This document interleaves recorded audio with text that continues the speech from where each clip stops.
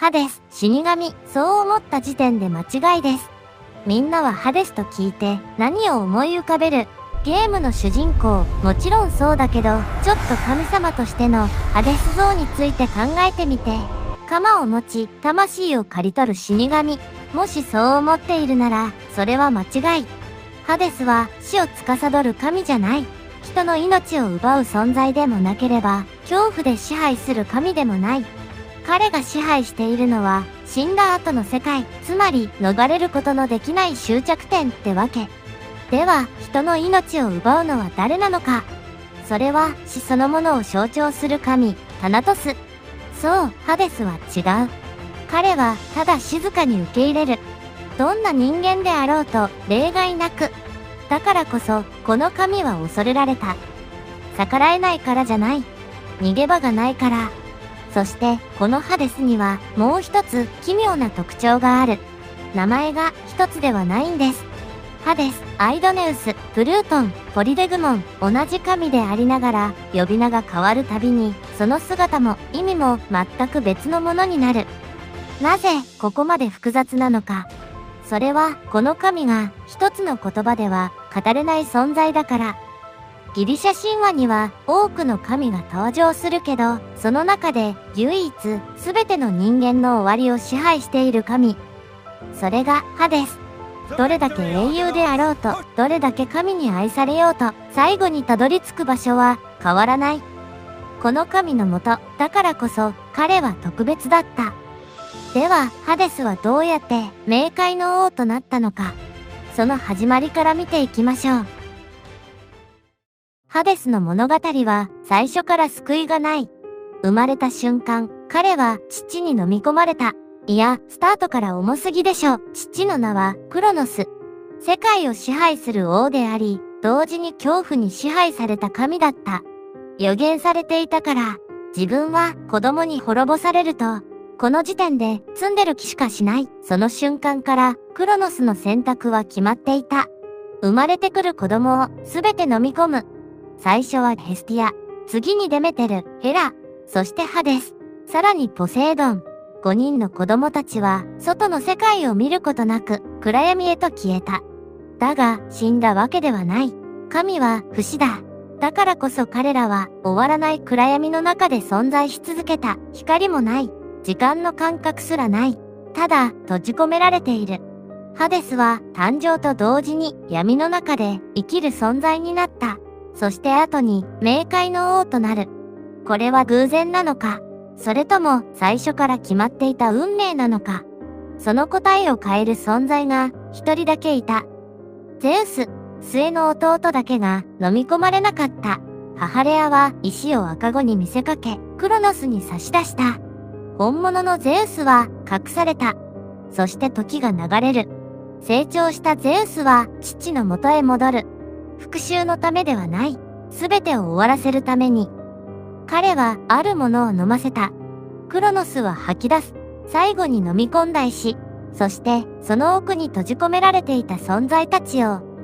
ヘスティア、デメテル、ヘラ、ポセイドン、そしてハデス。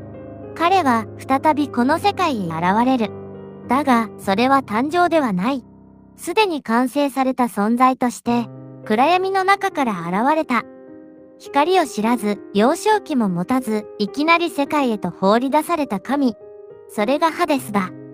そして、この瞬間、すべてが動き出す。兄弟たちが立ち上がる。相手は、世界を支配する神、父クロノスと、ティーターン神族、神々の戦争が始まろうとしていた。ここから神話最大バトル、ティタノマキア。ティタノマキア。世界を奪い返す戦いが始まる。それがティタノマキア。相手は父クロノス。そしてティーターン神族。ゼウス率いる新しい神々と古き支配者たちの戦い。世代交代バトルってことね。その戦いは終わらなかった。1年でも2年でもない。10年もの間。神々の戦いは人間のそれとは違う。山は砕け、海は割れ、世界そのものが揺らぐ戦い。スケールがバグってるんです。だが、このままでは勝てない。ゼウスはある決断をする。最も深い闇、タルタロス。そこに封じられていた存在たちを解放した。一つ目の巨人、キュクロプス。100の腕を持つ怪物、ヘカトンケール。彼らは力を貸した。ちゃんと恩返しするタイプってわけね。キュクロプスは武器を作る。ゼウスにはケラウノス。ポセイドンにはトライデント。はい、これおなじみの有名武器ね。そしてハデスには見えなくなる兜が与えられた。キュネーと呼ばれるその兜は存在そのものを消す。ちなみにハデスにはもう一つの象徴がある。それがバイデント。2本の槍を持つ武器でゼウスのケラウノスやポセイドンのトライデントに並ぶ存在。地上と冥界、生と死。二つの世界を分ける。それがハデスだ。ここでハデスが動く。戦場に立ちながら誰にも見えない存在として、要はステルス攻撃を仕掛けたってわけね。気配もなく、姿もなく、ただ戦場を動き続ける。恐怖の神として。ここで一つ奇妙な一致がある。ハデスという名は見えざるものを意味する。ちゃんと伏線が回収されてきた感じ。そして戦いの中でも彼は変わらない。目立たず、語られず、だが確実に影響を与える存在。一番厄介なタイプね。そして10年。長かった。やっと終わるんだ。勝者はオリュンポスの神々。世代交代、大成功。敗れたティーターン親族はタルタロスへと封じられた。世界は新たな支配者の手に渡る。だが問題が残っていた。誰がどこを支配するのか。論功交渉、取り分問題ね。ゼウス、ポセイドン、ハデス。彼らが選んだ方法はくじ引き、運に委ねる。結果はこうなった。天空、ゼウス、主人公枠、海、ポセイドン、イメージ通り。そして、北、冥界、光の届かない沈黙の世界。それを引いたのがハデスだった。ここで一つの疑問が生まれる。なぜ彼は拒まなかったのか。太陽もない、完成もない、ただ静寂だけがある世界。だがハデスは受け入れた。異議を唱えたという記録はない。一つの考え方として彼はもともと静寂を好む神だった。だから合ってた説。もう一つの見方もある。くじ引きは神の意志。イコール運命ってこと。つまりこれは最初から決まっていた役割。よりによってと思うかもしれないけど、名前と同じようにキュクロプスが与えた武器がそもそも支配領域の象徴みたいなものだったし、くじ引きで伏線回収終了ってとこね。どちらが正しいかはわからない。だが確かなことがある。ハデスは逃げなかった。そう、これが全てかも。そして誰よりも静かに、誰よりも確実にその役割を果たし続けた一番ぶれない神でしょ。名前編。ハデスを理解するために一番重要なもの、それが名前。名前はただの呼び方じゃない。その存在の本質そのもの。だからこの神には一つの名前では足りなかった。ハーデース、アイドーネウス、プルートーン、ポリデグモン。同じ神なのに名前が変わるたびに意味も変わる。まずハーデース。基本名ね。名前の解説なので、ここではハーデースって古代ギリシャ語に近い発音でいきますね。この名前は見えないものを意味する。生きている人間は決してこの神に会うことはできない。会えたら終わりだしね。誰も見たことがない。誰も語ることができない。存在しているのに認識できない。だから人は恐れる。見えないものが一番怖いってやつ。そして同時に敬う。わからないイコール神って扱い。ハーデースとは恐怖と畏敬、その両方を持つ名前。次にアイドーネウス。ちょっと難しいやつ。これはより古い呼び名。意味は近い。でもニュアンスが違う。偉大なる見えざるもの。同じ存在でも呼び方が変わるだけで印象は変わる。ハーデースが恐れだとすれば、アイドーネウスは威厳。より神聖に、より近寄りがたい存在として語られる名前。三つ目、プルートーン。これは一番意外かも。止めるものという意味の名前。死の神が富。真逆すぎるけど、その理由は単純だ。すべての富は地下から生まれる。水、鉱物。そして命を育てる土。人間の文明は地下に支えられている。そしてその地下を支配しているのがプルートーン。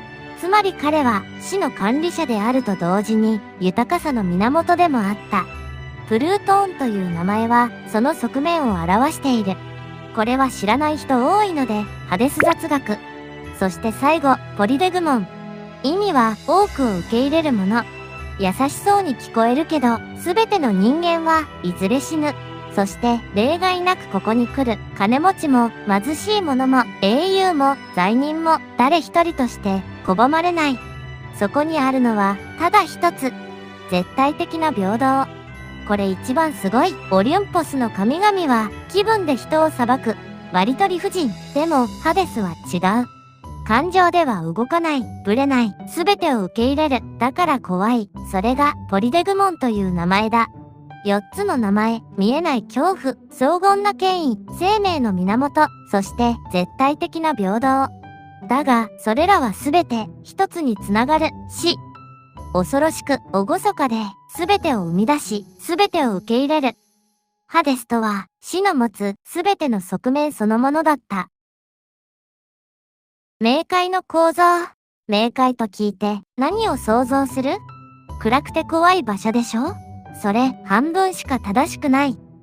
ハデスの支配する冥界は混沌じゃない。そこにあるのは秩序だ。魂は来たるべき場所に来て、受けるべき裁きを受け、行くべき場所へ行く。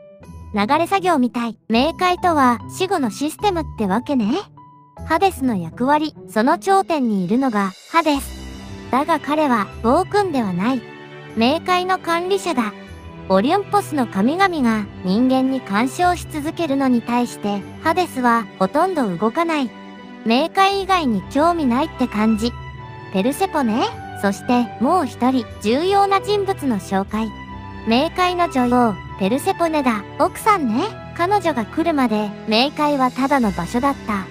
だが女王が現れたことで王国になった。一気に格が上がったかはさておき、ハデスとペルセポネ、この二人で冥界は完成するのよね。カロン、入り口。死後、まず最初に出会うのがカロン。死者を川の向こうへ運ぶ渡し森。ああ、あの船の人。だが無料ではない。コインが必要だ。払えないものは渡れない。死んでも課金って厳しすぎじゃないの？そうは言っても彼は善悪を見ない。いわばただの運転手。ただ運ぶ。完全にシステム化されてるの。裁判官。次に待っているのは審判。ここ怖い。ミノス、ラダマンチュス、アイアコス。彼らが生前の行いを裁く。完全に裁判官。行き先は3つ。楽園、エルシオン、勝ち組。罰の地、タルタロス、地獄。そしてアスポデロスの野。どこそれ？大多数が行く普通の場所。可もなく不可もなくつまらないけど、これが現実。リアルすぎる死後の世界。ケルベロス。そして最後にケルベロス。来た有名大人気モンスター。3つの頭を持つ番犬。役割はシンプル。入れるな、出すな。それ一番大事。冥界のセキュリティ担当。本質。ここで一つの見方がある。冥界は組織ではない。システムだということ。また出たって感じだけど、誰かが判断し続けているわけじゃない。じゃあ何？って話だけど、それぞれが自分の役割を果たす場所。自動運転、それが冥界。カロンは運び、裁判官は裁き、ケルベロスは門を守る。ハデスはそれを滑る。全体管理者。一度動き出したら止まらない。例外はない。逃げられない。それはまるで死そのものだ。うまくつなげたかな？冥界の5つの川。冥界には5つの川がある。だがそれはただの川じゃない。それぞれが人間の感情そのものだ。スチュクス、誓いと恐怖。最初の川、スチュクス。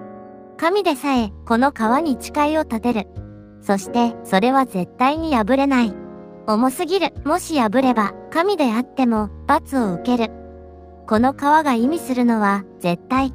逃げ道なし。恐怖によって守られる契約。霊帝、忘却。2つ目、霊帝。忘却の川。この水を飲めば、すべての記憶を失う。全部リセット。自分が誰だったかも。だが、同時に苦しみも消える。それは消滅か、それとも解放か。アケローン、別れ。三つ目、アケローン。死者が最初に渡る川。あそこか。ここで少女の世界と別れる。もう戻れない。家族も夢もすべて置いていく。この川は別れそのものだ。感情えぐい、コキュートス、絶望。四つ目、コキュートス。嘆きの川。もう名前が辛い。罪を犯した者の叫びが川になる。終わらない苦しみ。報われない絶望。救いゼロ。これはただの罰じゃない。生き方への警告だ。フレゲトン、炎。最後の川フレゲトン。炎の川。川なのに、水ではなく燃えている。怒りか情熱か、あるいは情か。すべてを焼き尽くし、次へ進ませる力。終わりであり始まり、五つの川、誓い、忘却、別れ、絶望、そして炎、全部重い。これらはすべて人間が最後に通るかもしれない感情だ。旅みたいになってきた。古代の人々は死を地図として描いた。見えないものを見えるようにしたってわけね。そしてそのすべてはハデスの領域にある。つまり彼は魂だけじゃない。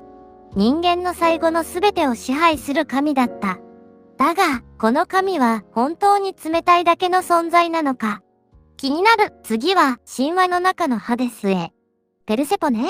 彼の人間らしさが見えてくる。女性関係。お待ちかねの恋愛編。